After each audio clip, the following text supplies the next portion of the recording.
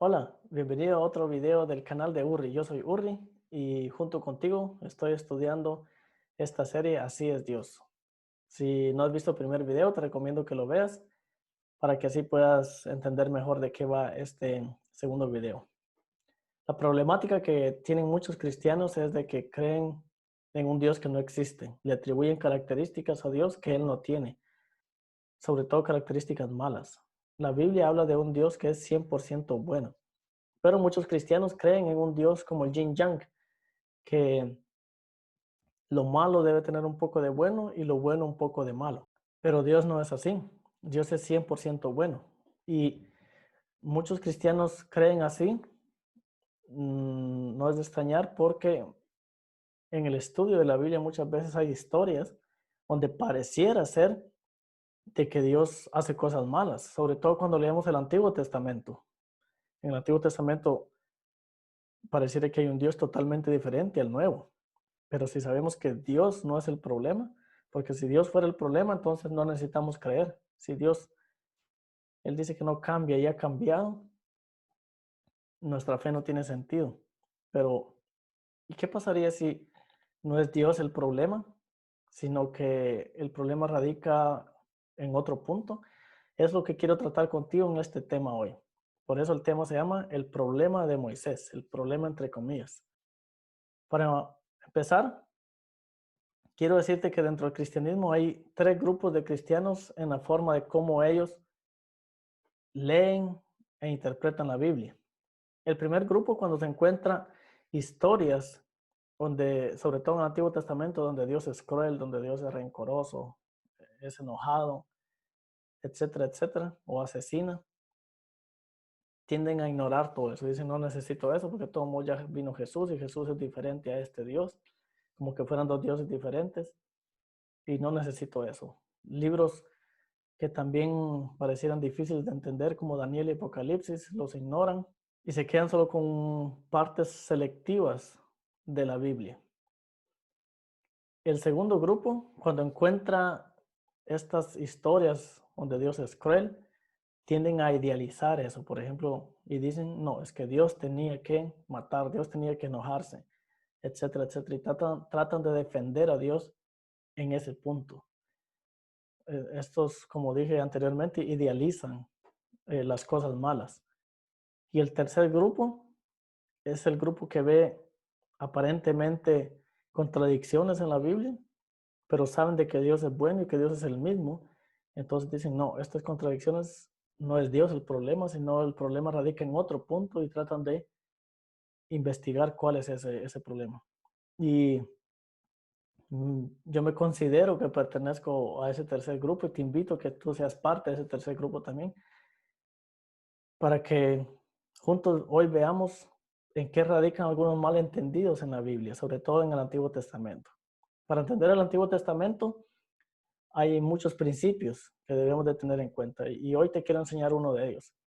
Uno de ellos es un problema que tenían los profetas, por eso el título del tema de hoy es el problema de Moisés. Puse Moisés como referencia, pero hay varios profetas con este problema en el Antiguo Testamento.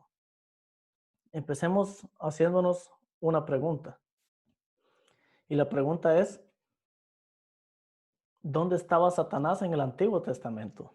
En el Antiguo Testamento solo vemos tres veces donde aparece Satanás mencionado con ese nombre, porque ahí aparecen alusiones a él, o sea, refiriéndose a él, pero con otro nombre, como el rey de Babilonia, etcétera, etcétera. O también, porque la palabra Satanás en hebreo es Satán, que quiere decir enemigo. Entonces, por ejemplo, los filisteos son Satán, la Biblia describe así los filisteos, Satán del pueblo de Israel. Pero la persona que hoy conocemos como Satanás, el diablo, que comúnmente se le llama, solo aparece tres veces en el Antiguo Testamento. Una en el primer libro de Crónicas, capítulo 21, donde incita a David a hacer algo en contra de la voluntad de Dios. La segunda vez en Job, capítulo 1 y 2, donde acusa a Job. Y la tercera vez en Zacarías, capítulo 3, donde acusa a Josué. Solo esas tres veces. Pero de ahí ya no aparece más. Esto pone mucha atención porque nos da un indicio a nosotros. ¿Qué indicio nos da? de que este personaje se habla muy poco de él en el Antiguo Testamento, por lo tanto, quizás no es muy conocido en el Antiguo Testamento. Si nos vamos al Nuevo Testamento, en el Nuevo Testamento aparece muchísimas veces más y su rol aquí en esta tierra se define, se explica mucho más que en el Antiguo Testamento. Vamos a ver algunos ejemplos de ello. Por ejemplo, Apocalipsis 12, versículo 9 dice, y fue lanzado fuera el gran dragón, la serpiente antigua que se llama Diablo y Satanás, el cual engaña al mundo entero, fue arrojado a la tierra y sus ángeles fueron arrojados con él. ¿Qué información nos dan o nos da este texto acerca de Satanás? Primero, dice que fue arrojado del cielo a la tierra, que antes vivía en el cielo. Interesantemente, el mal empezó en el cielo. Después, dice que ese dragón, que se llama serpiente antigua. ¿Por qué serpiente antigua? ¿Dónde se menciona por primera vez la serpiente en la Biblia? Génesis capítulo 3. ¿Qué pasó en Génesis capítulo 3? Una serpiente persuadió a Eva para pecar. Entonces, ¿qué me dicen? Que esta serpiente que aparece en Génesis 3 es Satanás. Y el mismo texto lo explica donde dice serpiente antigua que se llama Diablo y Satanás. Además dice que engaña. Me da la información de que Satanás también es un engañador, trabaja para engañarme a mí y a ti y a todo el mundo. Y este dragón, este enemigo, fue expulsado a la tierra, dice, con sus ángeles. Quiere decir que él ganó parte de los ángeles del cielo también y fueron lanzados a la tierra. O sea que ahora está aquí, él y sus ángeles en la tierra. ¿Por qué fueron lanzados? Tú puedes leer después el capítulo 12 y dice que fueron lanzados porque él perdió una batalla en el cielo. Dice que él combatió contra Miguel, contra Jesús, contra Dios allá en el cielo. Hubo una batalla en el cielo y perdieron. Esta batalla no era una batalla física. La palabra griega que aparece, que es traducida ahí por batalla o una guerra, la palabra griega es polemos. Y me imagino que ya te vino a la mente una palabra en español que se parece. Polemos, polémica, política. O sea, fue una guerra ideológica, de ahí vienen estas palabras, de polemos viene polémica, política, fue una guerra ideológica, de filosofía de vida, Dios con unos principios y valores de vida y Satanás con otros diferentes. Bien, esa información me da este texto acerca de Satanás. Pero ¿qué más? ¿Qué más me dice la Biblia acerca de Satanás? Lucas 13:16. Dice, Jesús dice aquí, y a esta mujer que es descendiente de Abraham y a quien Satanás tuvo enferma por 18 años, no se le debía desatar esta cadena en sábado. Bien, aquí me habla de una mujer que estaba enferma por 18 años y Jesús dice que fue el enemigo quien le dio esta enfermedad. O sea que también me dice que Él me envía el dolor, la enfermedad a mí. Aunque no siempre es así, vamos a hacer un pequeño paréntesis en este tema para explicar por qué sufrimos. ¿Por qué sufre el ser humano? Yo creo que hay tres motivos principales. El primero es por Satanás, porque Satanás está aquí en esta tierra y como estudiamos anteriormente en el primer video, de él vienen las cosas malas. Si de Dios viene amor, sanidad, perdón, alegría, paciencia, gozo, etcétera, de Satanás viene la maldad, odio, enfermedad, tristeza, muerte, hambre, etcétera.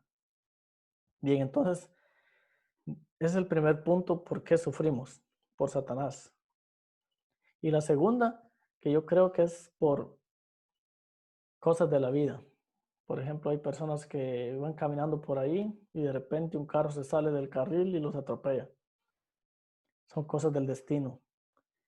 Y el tercero por qué sufrimos es por nuestras malas decisiones. Si, por ejemplo, yo soy un fumador viciado, un empedernido del cigarro, y fumo mucho, digamos, no sé cuánto fumar mucho, pero digamos 15 cigarros al día, y de repente me diagnostican cáncer en los pulmones, yo no puedo decir, ese Satanás qué malo que es, me envió esta enfermedad. Esa enfermedad yo mismo me la provoqué por el resultado de mis malas decisiones.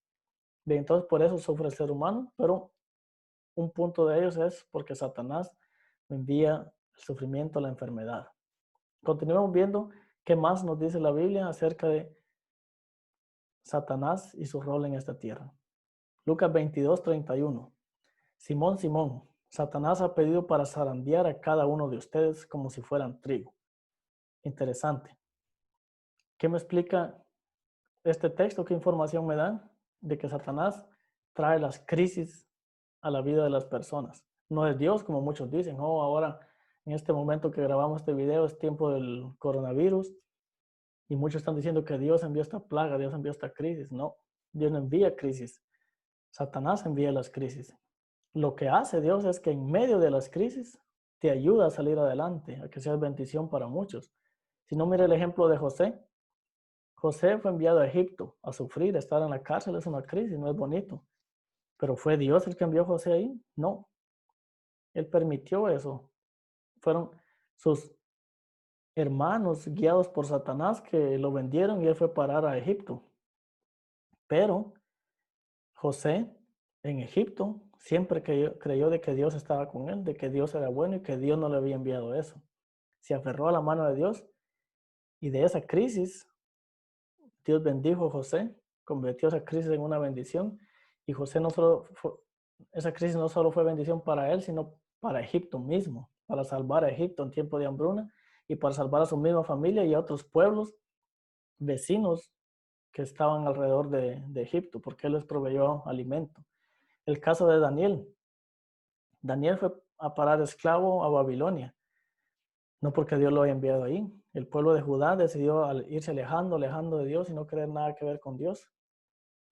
Tanto que cayeron en manos de Satanás, porque Dios, ese es el juicio de Dios. Darme a mí lo que yo quiero, no castigarme, sino dar lo que yo quiero, darme lo que yo quiero. Quiero vivir con Él, Él me toma en sus brazos alegremente. No quiero vivir con Él, a Él le duele, pero respeta mi decisión y deja que me vaya, que no viva con Él.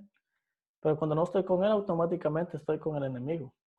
Y en brazos del enemigo no me voy a ir igual que en brazos de Dios. Y este fue el caso de Judá en ese tiempo, y por eso fueron a parar esclavos a Babilonia.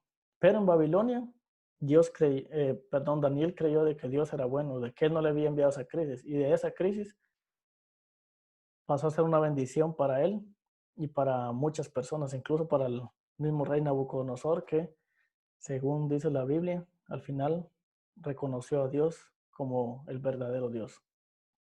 Bien, continuemos viendo qué más nos dice el Nuevo Testamento acerca del rol del enemigo.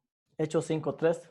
Mas Pedro dijo a Ananías: ¿por qué ha llenado Satanás tu corazón para mentir al Espíritu Santo y quedarte con parte del precio del terreno?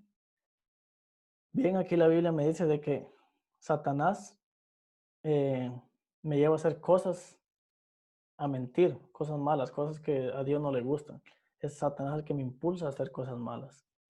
Y por último, quiero mencionarte aquí una parábola que Jesús contó, que es maravillosa porque explica muy bien de dónde viene lo malo y de dónde viene lo bueno. Esta parábola la encontramos en Mateo 13, a partir del versículo 24. Pon mucha atención, léela conmigo si quieres. Mateo 13, 24. Les refirió otra parábola diciendo: el reino de los cielos es semejante a un hombre que sembró buena semilla en su campo. Ponga atención a ese adjetivo ahí, buena semilla. ¿Por qué buena semilla? ¿Has leído alguna vez el relato de la creación, Génesis 1, cuando Dios creaba algo cada día? Y la Biblia dice, y vio Dios que era bueno. Creó las aguas, separó las aguas de la tierra y vio Dios que era bueno. Creó Dios la hierba, los árboles, las plantas, todo, y vio Dios que era bueno. Creó los animales, creó al hombre y vio Dios que era bueno. Todo lo que Dios hizo era bueno, porque de Dios solo salen cosas buenas. Pero ponga atención ahora al versículo 25. Ahí dice, empieza con un pero. Tú sabes que el pero, cuando tú hablas de una persona y dices, esta persona es muy buena, es atenta, respetuosa, es amable, y le das muchos calificativos buenos, y de ahí pones coma, pero, ese pero arruina todo lo que dijiste anteriormente. Entonces aquí dice que este hombre sembró buena semilla, pero, y aquí no fue Dios quien arruinó todo, sino, pon atención, mientras dormían los hombres, vino su enemigo y sembró cizaña entre el trigo y se fue. ¿Quién vino? El enemigo a poner lo malo. Cuando brotó la hierba y dio fruto, entonces apareció también la cizaña. Fueron entonces los siervos del padre de familia y le dijeron: Señor, ¿no sembraste buena semilla en tu campo? ¿Cómo pues tiene cizaña? La gente, recuerden que esto es una parábola. Jesús lo puso ahí para ejemplificar y explicar algo, ejemplificar el pensamiento de la gente hasta ese momento y explicar de dónde venía el mal.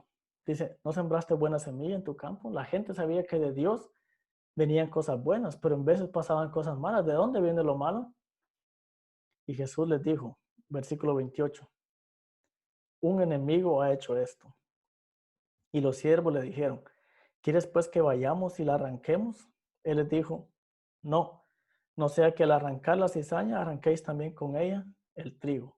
Bien, entonces Jesús aquí explicó muy claro de dónde viene el mal. Él dijo: yo hice las cosas buenas, él sembró la buena semilla, pero vino mi enemigo y sembró cizaña. O, bueno, eso lo explico después, pero Satanás, que considera a Dios como su enemigo, eh, él vino y sembró la cizaña, puso lo malo. Entonces de él viene lo malo.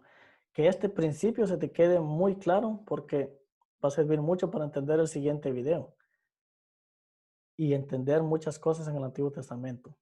Lo bueno, explicó Jesús, viene de Dios y lo malo viene de Satanás. Lo vimos en esta parábola que explicó el mismo Jesús, pero también en muchos otros textos que leímos. Hay más textos en el Nuevo Testamento, pero yo creo que estos alcanzan para entender el concepto que quiero transmitirte.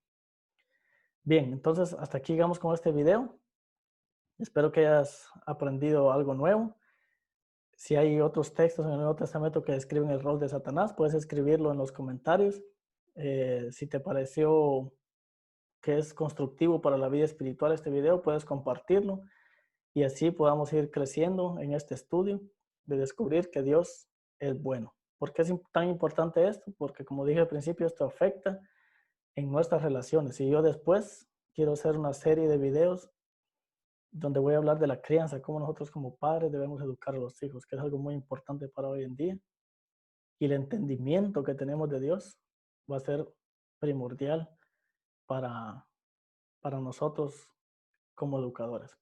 Bien, nos vemos en el próximo video entonces. Gracias por tu atención y hasta luego. Saludos.